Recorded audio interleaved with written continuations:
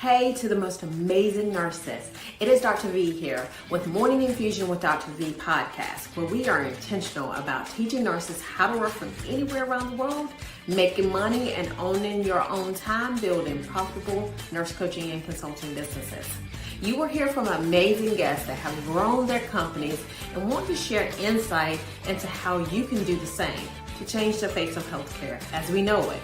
If you want to grow your businesses and leverage your knowledge as a nurse to grow wildly successful businesses at the top, instead of working your way to the top, head on over and join our Millionaire Nurse CEO group on Facebook, where you can ask questions and get updates on our live and virtual events to help you grow your businesses.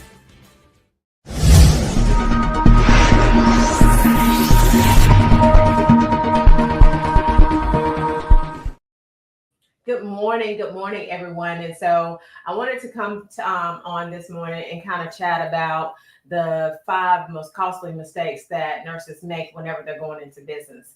I wish someone had just sat me down and told me about this, but however, here we are today so that I can help you. Now, the number one mistake is that sometimes when nurses go into business, they don't treat their business like a real business, right? They kind of treat it like a side hustle. And so they don't set certain hours, and you have to set, this is the deal. You want to set certain hours that you are working. Now, at the beginning, you may be working a little bit more than what you normally would work, right? But you still want to set the hour. So basically what we do kind of now is that, without a shadow of a doubt, typically we take off Sundays, right? But we're still building a global brand. And so because of that, we still had those times when we are working, right? And it's okay because, whenever you have an online business, and this is the good thing and the bad thing about building an online business, is that number one, an online business never closes the doors. That's a good thing. Now, it's also a bad thing because, people can contact you at any point in time that they can. And so you have to set those boundaries. I remember someone saying to me that they got mad because someone contacted them at 5 o'clock in the morning. I said, well, did you set the boundary that they couldn't contact you at 5 o'clock in the morning? Right? You have to set the boundary. Like my clients will contact me after 9 o'clock. And I tell them, I'm not going to probably talk to you after 9 o'clock, but I will send you back a text message at 4 a.m. And I pre-warned them about that, okay? Because that's what time we get up in the morning. And so they are okay with it. Now, normally, if you're not a client of ours, we won't do that. However, we pre-warn them. We put your phone on silent. And then once you wake up, then you can get the message, right? And you want to take the steps to build your business and build your business right. Now, this is number two is skipping the foundation of the business. Now, that is huge. And let me tell you the reason why. Nurses, this is huge for nurses because nurses, you have a professional license, right? And so you want to make sure that you're building your foundation. So in certain states, you start your business as an LLC or a PLLC. It just depends on which state that you're in. PLLC, this is limited liability corporation. Of course, you can go to S Corp and C Corp and all of that. But at the beginning, it's usually an LLC, right? And a PLLC, you have to check with your state board of nursing because your state board of nursing is the one who determines, right, whether you have to have a PLLC or an LLC. Now, a PLLC, all that means is professional limited liability company. Now, if you are a lawyer, if you are a physician, or if you're a nurse, then in those states, you have to have a PLLC if you are starting a healthcare company. And so you just check with your state board of nursing to determine whether you have to do that or not. Then once you get your structure form, you go to the Secretary of State, all right, to get your structure form. Now that's going to cost you a little bit of money. It costs you maybe $200 or, depending on the state. Some as high as $300. But then you also need to get your EIN. Now don't do like Viola did, Dr. V, okay? Because what I did was I went and because they're going to send you, once you apply at the Secretary of State, they're going to be people who are going to send you these text messages. And those text messages are, for you to sign up and get them to sign you up with your EIN. The EIN is super easy to get and it's free. You go to irs.gov in order to get your business signed up. That's like the social security number for your business. Now, the reason why you want to do that and you want to make sure that you're doing that is because then it separates you, it gives you some limited liability coverage, right? Because you are, you're a nurse, right? And so you want to make sure that you have some separation between you and the company. And so this separates you from the company. Another thing that is I found to be one of the things that people don't do right is that you want to make sure that you are not commingling money. Okay. Now that affects you down the road if you ever want to borrow some money. Okay. Now I encourage you to learn how to make some money before you borrow some money, but that's just, at the end of the day, that's what that is. So this is the deal. You want to make sure that you have your company formed right. Now, what I mean by that is that once you get your LLC and you get your EIN, then you're going to take those numbers, you're going to go to the bank, all right? And you're going to go to the bank and you're going to tell the bank that you're here to form a business account. Now, that business account, right, will serve as where all of your money from the business goes to. None of your personal money needs to go into that account. Now, there's 4 accounts that I encourage you to open, right? The first account I encourage you to open is a salary account. So that salary account is for you and your salary. A lot of times what people do is they go into business and then they don't pay themselves. They stick it back all into the business. And some pay themselves too much, all right? But you need to have a reasonable amount. That's what the government says, a reasonable amount for you to be paid yourself by the business. Now that's your salary account.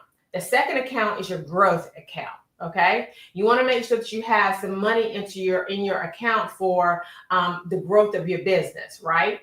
Also, an operations account for your everyday operations. So you want to make sure you have that. And then of course, the last one is taxes, because typically you're not going to get out of paying taxes. Sometimes you can, right? But you're going to at least pay some taxes, but you pay less taxes on your business than you do if you work for someone else. Let's be clear about that, right? But you want to have that bank account that's there and not commingling money.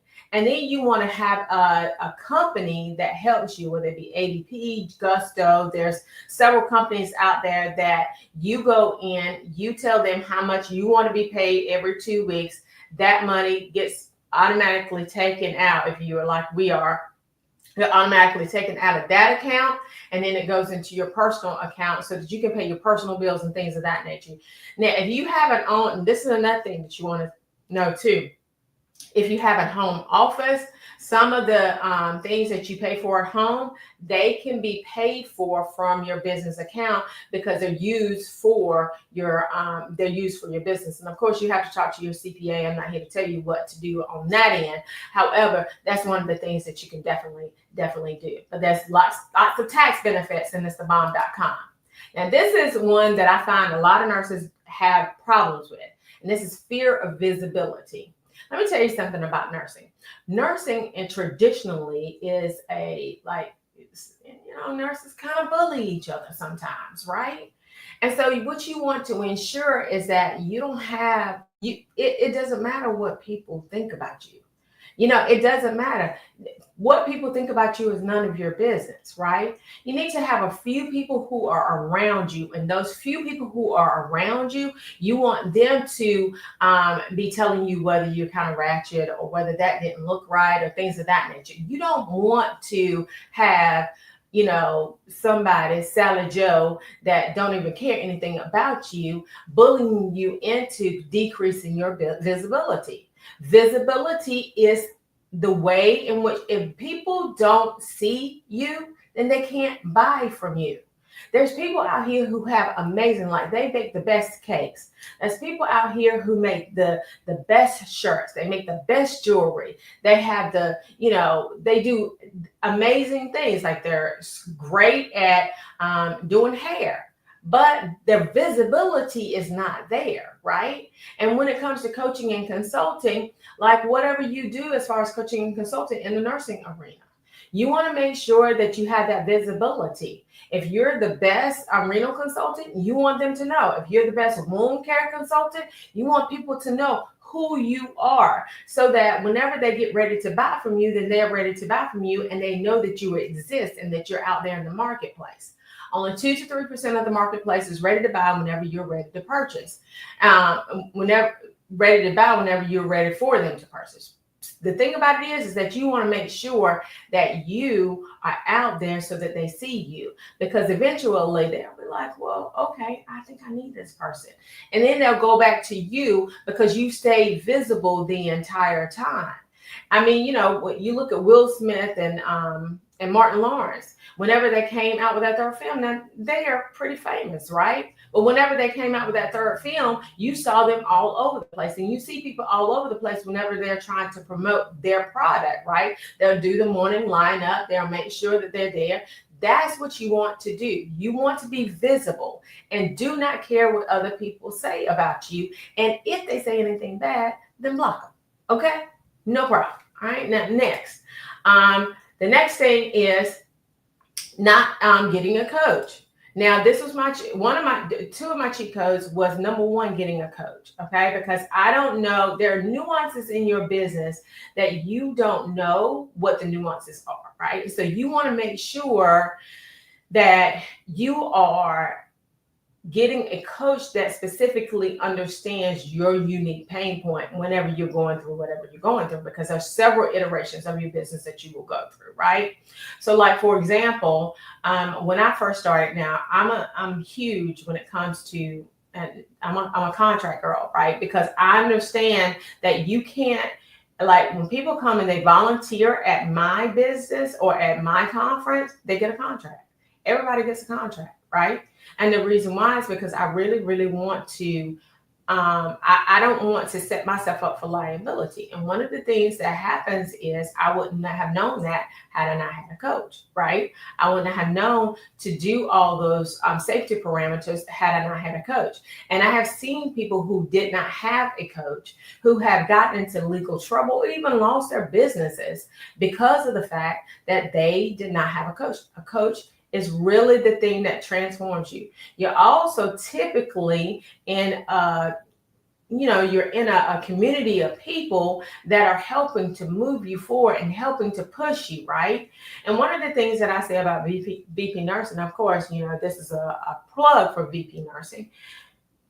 The one thing about VP nursing that I pride myself on is that we don't allow any negativity to come into the community, right? We want to make sure that you're always positive. We want to make sure that you're always supportive. And that's one of the things that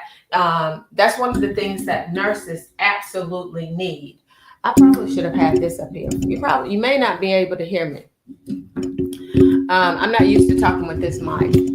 But that's one thing that you absolutely need within your space, right? You want to ensure that you have a community of people that support you, a community of people that's there for you, a community of people that can answer questions that you may not be able to answer, right? And even in the community, I mean, the coach knows a lot typically, but there may be some things that the coach may not know that you know. So it's important for you to be that person and to get into that community of people. And then, of course, listen.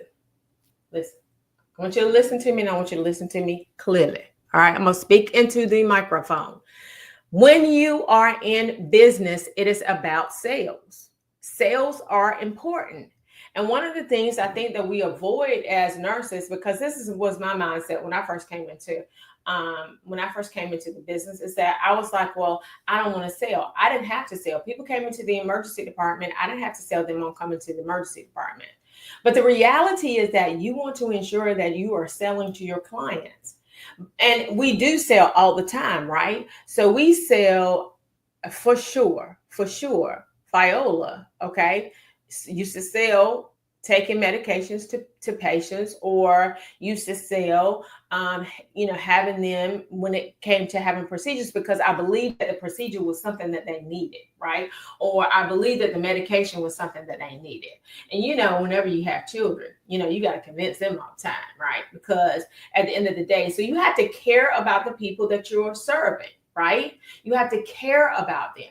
So you want to have a sales strategy. However you get your clients in, you want to make sure that your clients are coming to you on autopilot. And if you don't have a sales strategy, then it doesn't work. Now, what that involves is, number one, having a niche.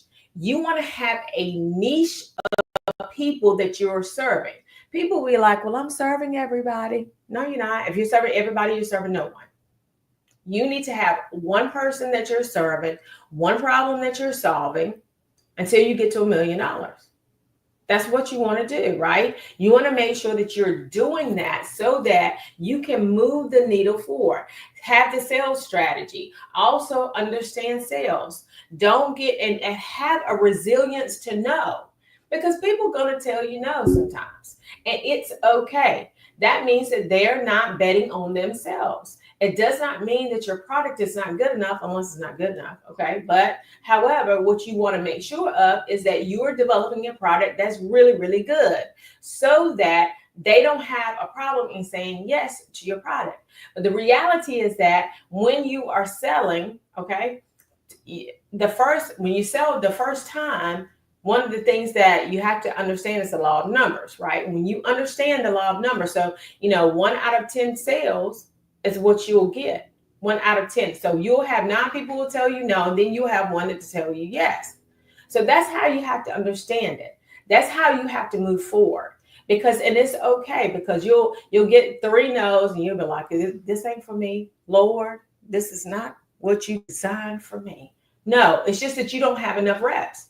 Like, you don't have enough people that you have gotten in front of. Like, you want to make sure that you're getting in front of as many people as you can. Because at the end of the day, one of the things that you need to understand is that you are amazing. And in order for you to build the company and build it big, you have to be able to understand what the numbers mean. Also, you want to make sure that you are tracking your data.